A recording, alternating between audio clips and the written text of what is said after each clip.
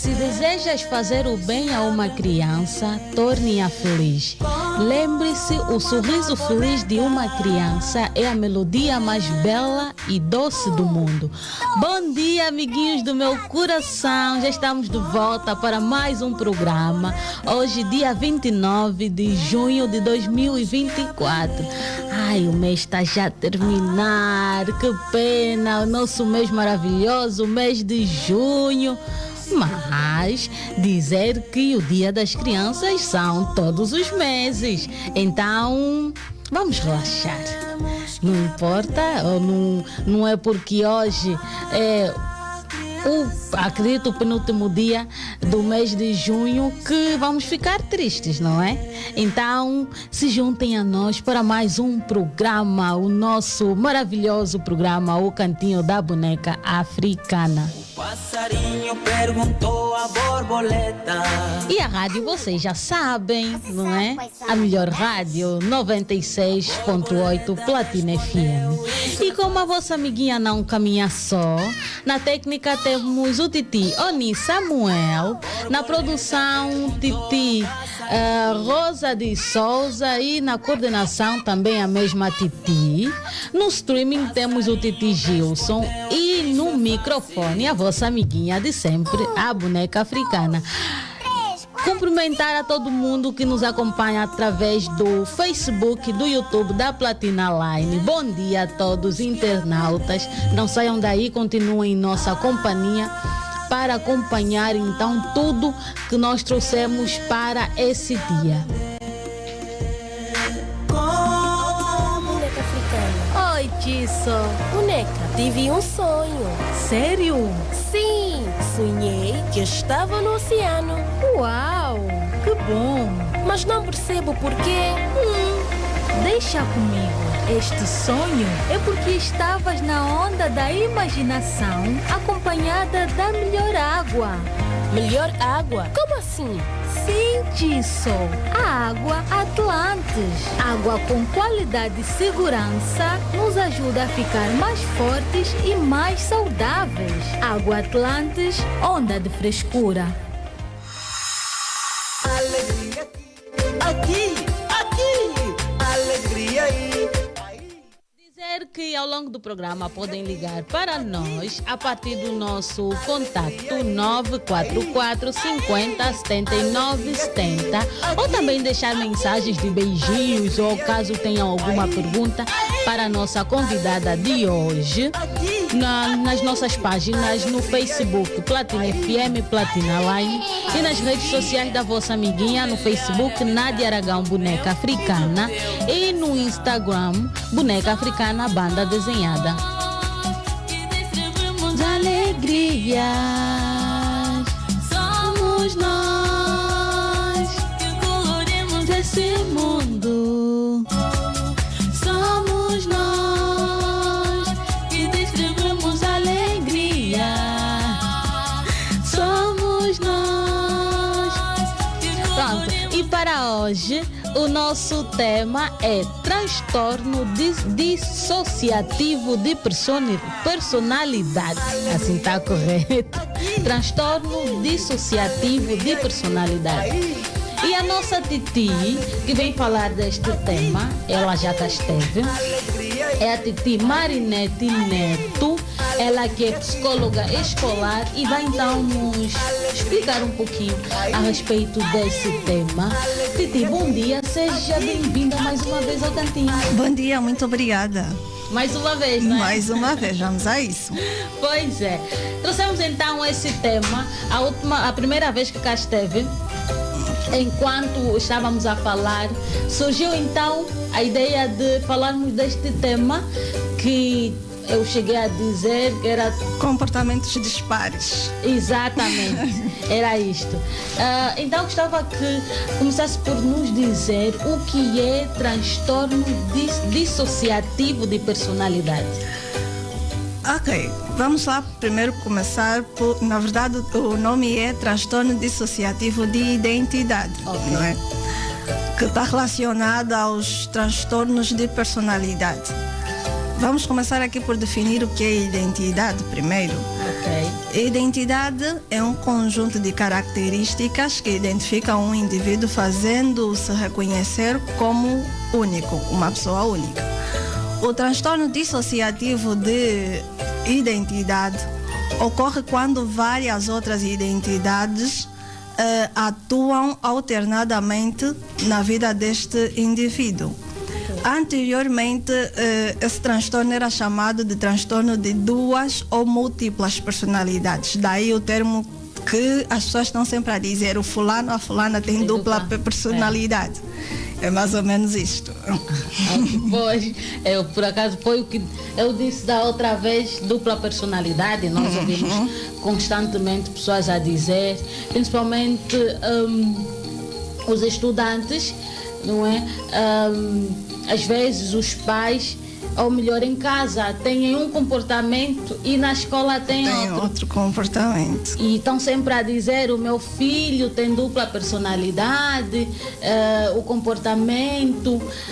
Então eu gostava de saber quais são as possíveis causas do transtorno dissociativo de identidade neste caso.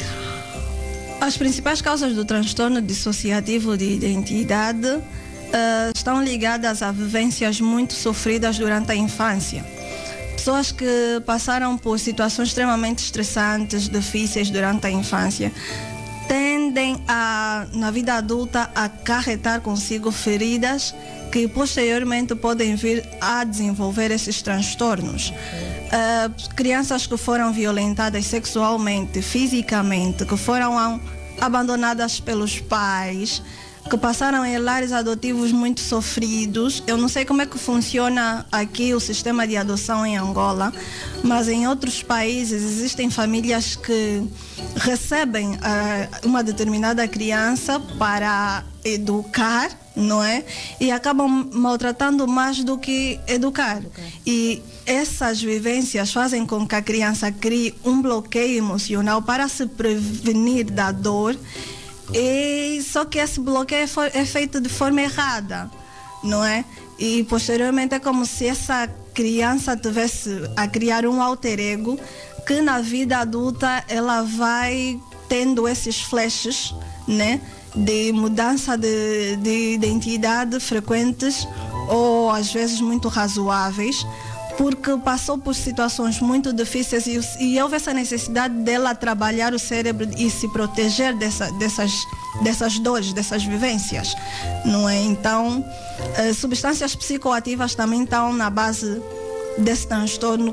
Pessoas que começam a ingerir drogas muito, muito cedo acabam, né, também por tarde ou cedo envergar por este caminho. São essas causas do transtorno dissociativo de identidade. Quais são os tratamentos mais eficazes para esse transtorno? Nesse caso, em crianças, não é? Quando um pai nota, ou mesmo na escola, notam que essa criança está com um comportamento não bom, quais são os tratamentos que existem para que possamos então mudar esse comportamento ou esse transtorno? Dizer que a personalidade do indivíduo começa a ser formada a partir dos 5 anos de idade. A criança já começa a ir até bases daquilo que ela quer tomar para si na vida adulta, os padrões de comportamento que ela quer imitar, não é? Porque as crianças aprendem muito por imitação. Daí, né, os pais chamar sempre aqui a atenção aos pais da maneira como eles se posicionam dentro de casa. Pais que têm um emocional muito instável, que ora abusam dos seus filhos, né, abusar física ou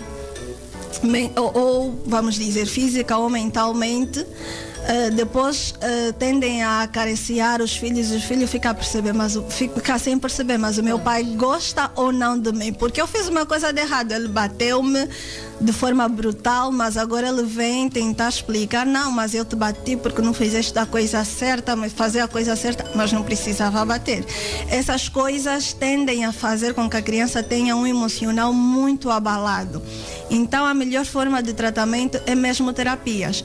Nós infelizmente temos a noção de que fazer terapias, ir para o psicólogo é só para malucos, não é? Dizem até que é frescura. É frescura.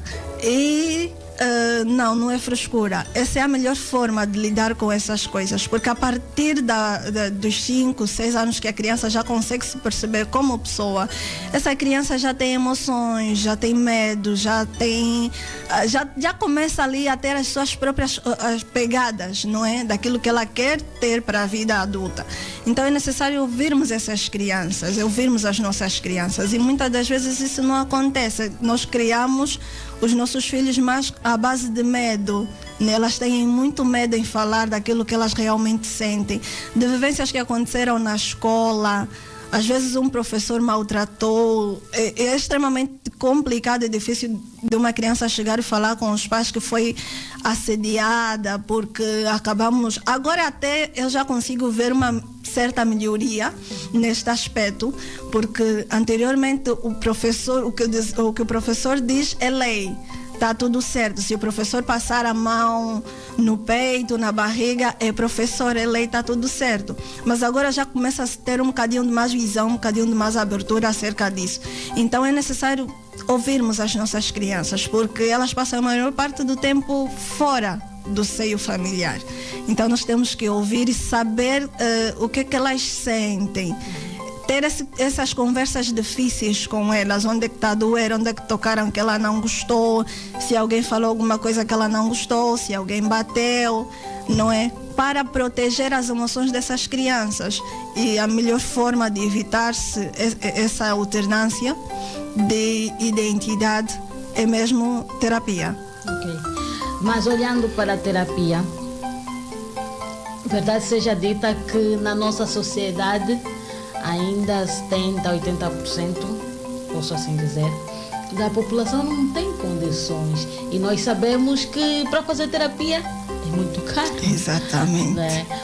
Como esses pais que notam que há um filho que não está bem, vai conseguir fazer uma terapia? Já existe associações que apoiam? Existem associações que apoiam, só que lamentavelmente os nossos hospitais do Estado que tinha que albergar essas pessoas, não é que não tenham um serviço, eles têm o serviço, só que é um tanto de burocracia para aceder a esses serviços, infelizmente, não é? E acabamos por encaminhar muitos pacientes às vezes para unidades orgânicas privadas para fazer essas terapias, e acabam sendo um bocadinho mais dispendiosas. Mas existem agora, né, nessa rede de hospitais que está agora a se construir, né, de novos equipamentos hospitalares que o país tem estado a receber. Acredito eu que muitos deles têm tido já uma equipa multidisciplinar para receber esses casos de vítimas que têm essas alternâncias de identidade, vítimas de abuso sexual, violência doméstica, não é? Já há mais abertura para isso. Começou-se em organizações privadas, não é? E depois começou-se também por verem o número extensivo de casos que têm estado a acontecer, suicídio, depressão, pós-parto e não só. Eu acredito que assim, a base da saúde já está a olhar melhor para essas instituições, né, e sentir a necessidade de ter uma equipa multidisciplinar dentro dos hospitais para trabalhar essas questões. Como é que os pais conseguem identificar que um filho está com um transtorno dissociativo de identidade? Como é que eles conseguem identificar que o meu filho não está bem, precisa de terapia? Precisamos conversar com ele constantemente. Primeiro, na mudança na alternância de comportamento. Se o meu filho é uma criança muito extrovertida, quando está a acontecer isto, quando está... Lembrando aqui que o transtorno dissociativo de identidade acontece mais na vida adulta, mas as principais caminhadas para que isso aconteça é na infância. Exato. Então, quando eu noto que meu filho é muito extrovertido e volta e meia está constantemente acanhado, está a fechar-se muito, já não é aquele que chega e conversa para partilhar as coisas do dia, é sinal de que alguma coisa não está bem. Eu primeiro vou ter que procurar saber se passou-se alguma coisa, né? Dali a importância de se criar uma amizade entre pais e filhos, porque muitas das vezes os filhos só não chegam a falar com os pais por causa da maneira como eles são recebidos, como eles são tratados, como eles são acolhidos, não é? Então, é muito difícil chegar no pai e falar: olha, pai, aconteceu isso com o colega fez uma coisa que eu não gostei. Se o meu pai é aquele que nunca chegou afetivamente para mim e perguntar como é que foi o dia, se eu já tenho esse costume do meu pai perguntar como é que foi o dia, então eu vou chegar e falar: olha, pai, na escola aconteceu isso. É muito mais fácil. Então, se eu noto que há essa alternância de comportamento, a alternância na fala, se é uma pessoa que fala de forma muito amável, muito afável e ficou muito agressiva na forma de falar, porque na coisa ela já vai, não é, receber as coisas com 4 pedras na mão, como se tivessem batido, é sinal de que o emocional dessa criança não está bem. Porque se ele é uma pessoa, uma criança que sempre falou muito bem, sempre foi muito acarinhada e chega e está agressiva, é sinal de que as emoções dessa criança estão bagunçadas. E eu aconselho já agora a todos os pais e mamás assistirem ao filme Divertidamente, que é um filme que fala sobre as emoções e lida muito bem com essas questões de alternâncias de identidades, de humor, de comportamento. Não é? É uma adolescente, saiu a segunda parte agora, que agora é uma adolescente, mas na primeira parte era uma criança que estava aí a descobrir as suas emoções. Aconselho-vos. Muito bom. Quais são os fatores de riscos específicos que podem aumentar a probabilidade de desenvolver o transtorno? Fatores de risco que aumentam a probabilidade: pais instáveis emocionalmente, professores não muito capacitados para falar sobre as emoções. Aqui uma chamada de atenção aos planos curriculares. É importante colocarmos temas centralizados às emoções. É muito importante sabermos ler e escrever, é sim. Mas eu não vou saber escrever se eu não saber como o meu aluno está. É importantíssimo saber, não é? Meter ali no plano curricular um tema ligado às emoções. Nem que a aula começar um bocadinho mais tarde, fazer uma rodazita ali com todos os meninos, olha como é que foi o final de semana, como é que foi a noite, está tudo bem, alguma coisa que queira partilhar de novo, não é? Para saber mediar ali as emoções, porque há crianças que vivem em lares completamente conflituosos e vão para a escola e está tudo bem, mas não está tudo bem, não é? Então é importante ali as escolas terem essa amabilidade de acolher mais os seus estudantes, mais do que passar conteúdos sistemáticos, né? Também passar conteúdos que promovem o melhor conhecimento das suas identidades, não é? Prevenir as crianças de estarem em contato com substâncias psicoativas muito cedo. Infelizmente, temos essa facilidade de crianças entrarem em contatos com álcool, com remédios, não é? E nós vemos pais que acabam por consomem álcool e acabam por mandar os filhos comprar. Exatamente. Vai sair ali uma curiosidade da criança em provar e ele vai achar que, pronto, ele vai notar, olha, o meu pai quando consome ele fica desse jeito, eu quero experimentar ficar desse jeito também, então eu vou experimentar aquilo que o meu pai costuma, quero sentir o que é que o meu pai costuma sentir também, e sabemos os efeitos que tudo isso acarreta, não é? É mais ou menos isto. Olhando para aquelas crianças que em casa está tudo bem, os pais são excelentes, mas mesmo assim tem esse transtorno. Não sei se há. Gostava que a Titi nos dissesse como os familiares conseguem lidar com isso ou ajudar esta criança. Primeiro tentar perceber o que é que se passou, o que é que falhou. Porque se a falha não está dentro de casa onde a criança vive, com certeza está nos grupos sociais que essa criança frequenta. Porque nenhum transtorno, principalmente esse de identidade, alternância de identidade, não acontece do nada. Não é uma coisa que, pronto, a criança nasceu, ficou ali por 5 anos e do nada começou. Não. É uma coisa que vai surgindo em determinado momento como consequência de situações que a criança sofreu, situações estressantes, não é? Então, é necessário perceber onde é que está a falha.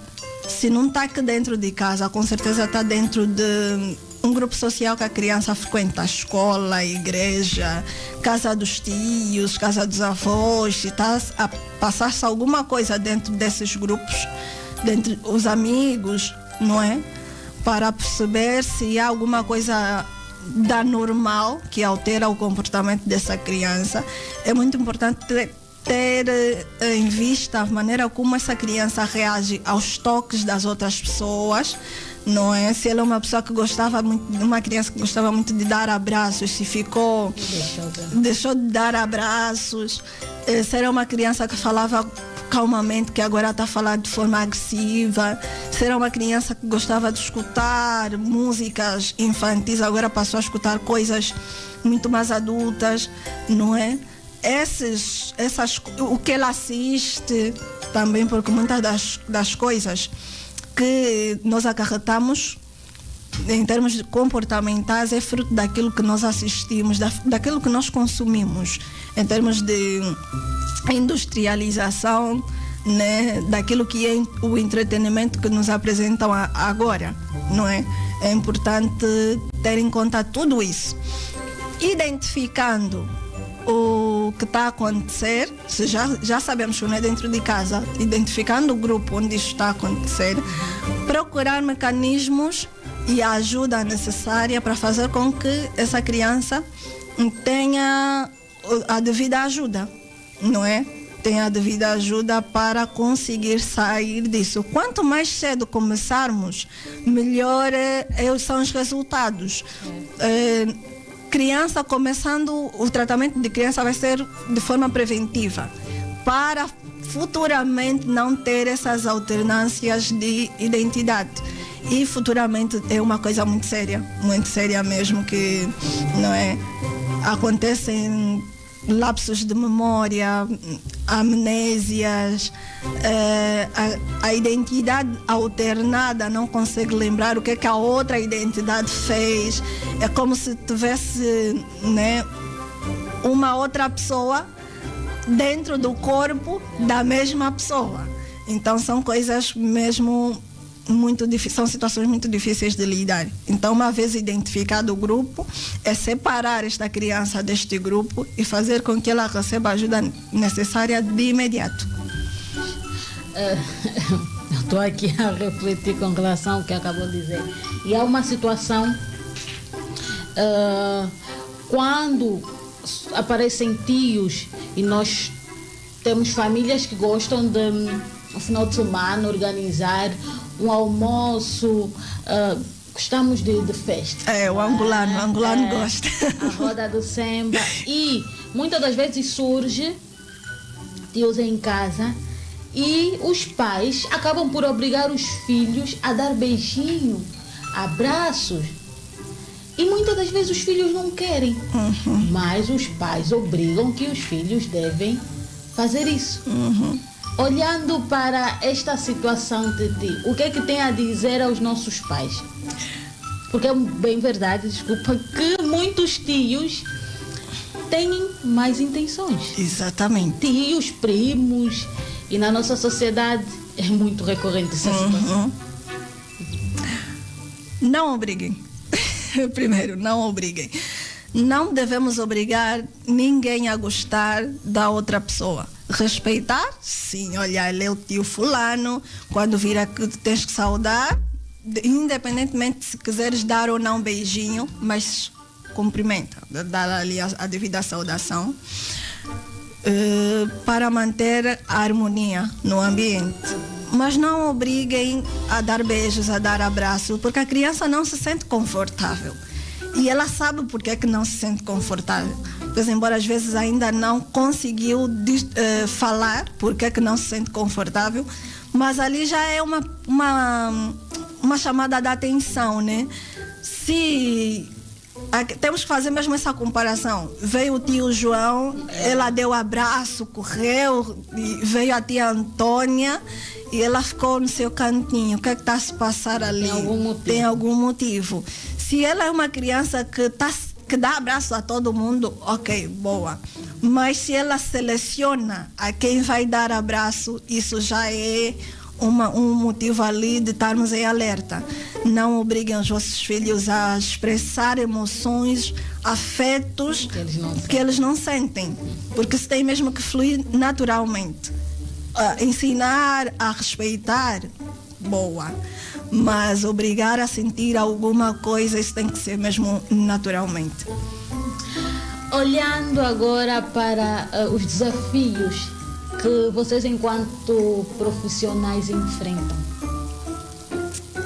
Olha, o primeiro desafio é os pais perceberem que há alguma coisa de errado com essas crianças, ou com seu filho, no caso, porque ainda há uma certa negligência, porque eles costumam dizer, não, é só frescura, né? É só uma fase, se calhar está chateado com alguma coisa que eu não dei.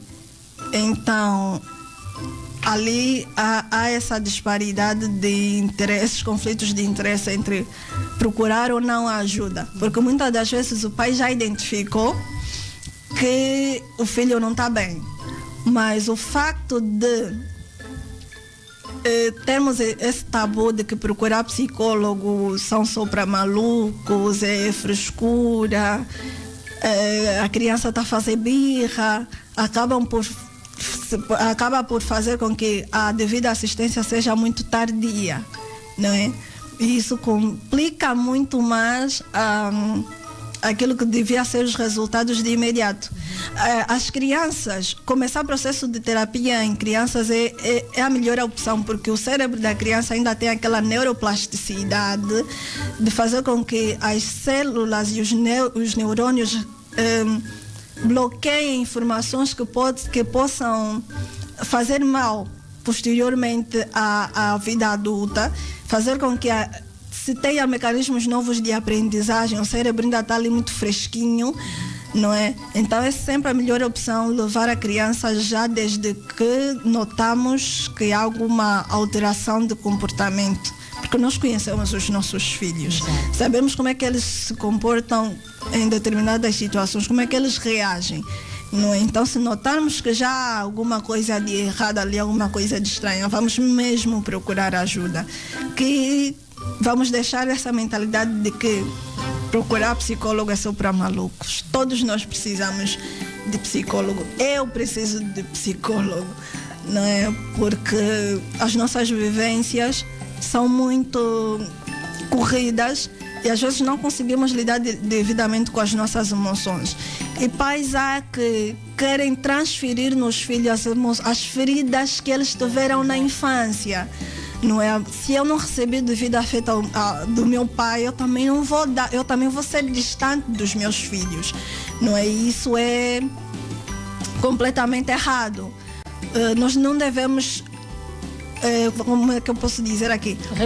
Repetir ou projetar aquilo que já vivi. Eu tenho que fazer o máximo de, primeiro, me curar como pai, para poder dar aquilo que o meu filho realmente merece. Porque muitas das vezes é isso que acontece, os abusos dentro do seio familiar, pai e mãe, excluindo ainda a parte dos tios, né, que já vêm com outras intenções, mas pai e mãe geralmente é isso, é fazer com que essa criança de certa forma pague aquilo que eu vivi na infância. E é um comportamento completamente reprovável. E aqui surge um tema: papais devem também fazer terapia. Devem fazer também terapia.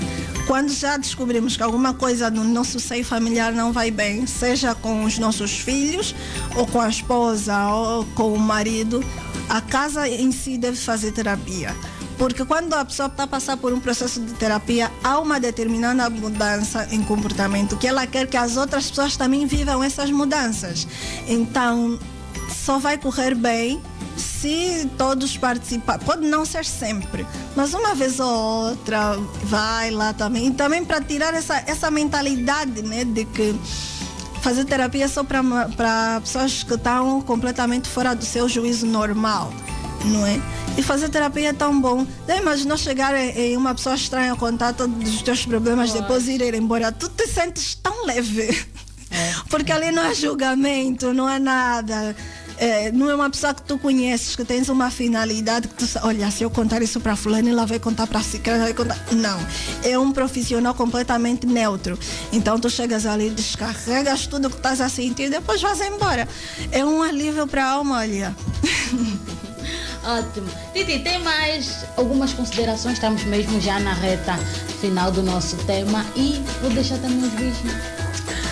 Considerações finais para pais. Primeiro, ouçam mais os vossos filhos, procurem saber sobre as suas emoções, procurem tirar tempo para eles, porque muitas das vezes esses comportamentos não são falados, mas são vivenciados. Se eu consigo notar uma diferença no comportamento do meu filho, daquilo que é o normal dele, o padrão, não é? Já é um motivo de alerta. Para as escolas, tenham em mente de que estão a formar seres humanos que também têm uma parte emocional muito importante a ser trabalhada.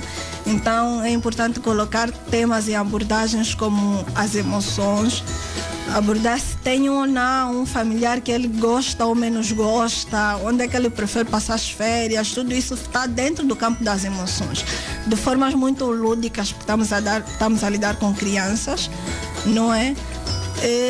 Para a sociedade em si, não encarem as terapias como se fosse um bicho de 7 cabeças. É a melhor coisa a ser recomendado, porque nós vivemos em situações completamente estressantes. Nós já acordamos a pensar no engarrafamento que vamos encontrar ao sair de casa, ao voltar é a mesma coisa.